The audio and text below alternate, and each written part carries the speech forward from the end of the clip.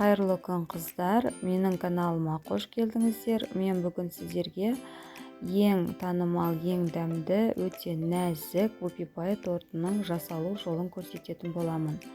Алдымен каналыма тіркеліп, қоңырауды басуды ұмытпаңыздар. Ең алдымен шоколад пенен майды микроволновкада жақсылап ерітіп, оны бір шетке суығанша қойып қоямыз. Одан кейін жұмыртқамызға аз мөлшерден шекерімізді салып отырып миксерлейміз. Жұмыртқаның көлемі 2-3 есеге ұлғайғанға дейін миксермен жақсылап араластырып шығамыз. Жұмыртқамыз жақсылап көпіршіктенгеннен кейін оның үстіне суыған шоколадымызды қосып, оны да жақсылап миксермен бір қалыпқа келгенше араластырып шығамыз. Оны міндетті түрде миксерлеп жақсылап көпіртудің қажеті жоқ, жай ғана бір қалыпқа жеткенше араластырсақ жеткілікті. Араласқан массамыздың үстіне ұн, какао, қопсытқыш шөуін електен өткізу арқылы жай аз мөлшерден салып отырып миксерлеп шығамыз.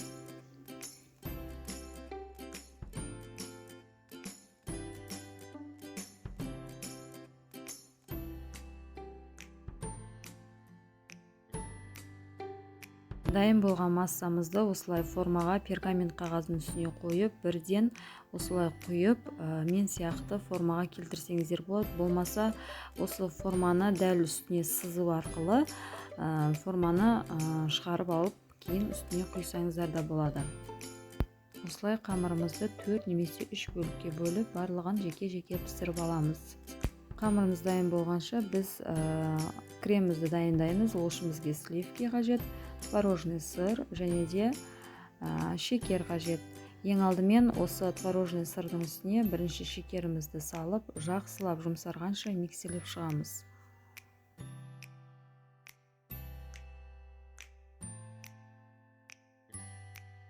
Творожный сыр дайын болғаннан кейін оның үстіне салқын сливкиді бірдестен барлығын құйып, миксермен жайлап миксерлеп шығамыз.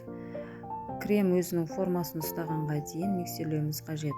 Яғни крем ағып кетпейтіндей формаға қалыпқа келуі керек.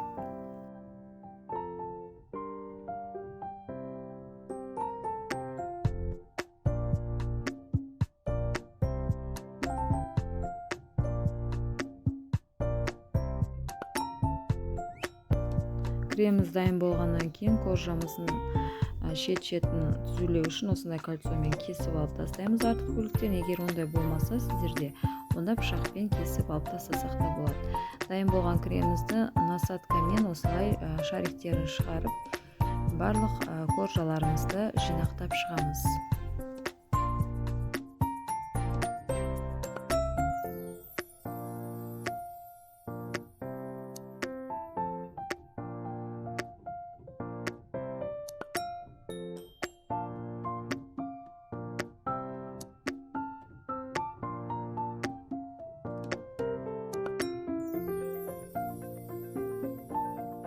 Барлық коржаларды жинақтап болғаннан кейін шоколад пенен майды микроволновкада ертіп алып, үстіне осылай құйып, шет-шетіне дейін құйып шығамыз және де өзіміздің үйіміздегі бар заттармен тортымыздың бетін әсемдеп дайындаймыз. Қыздар, біздің жасаған бүгінгі вупи пай тортымыз дайын.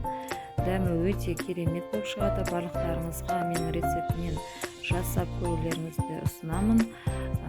Арнама тіркелуді ұмытпаңыздар. Келесі кездескенше сау болыңыздар.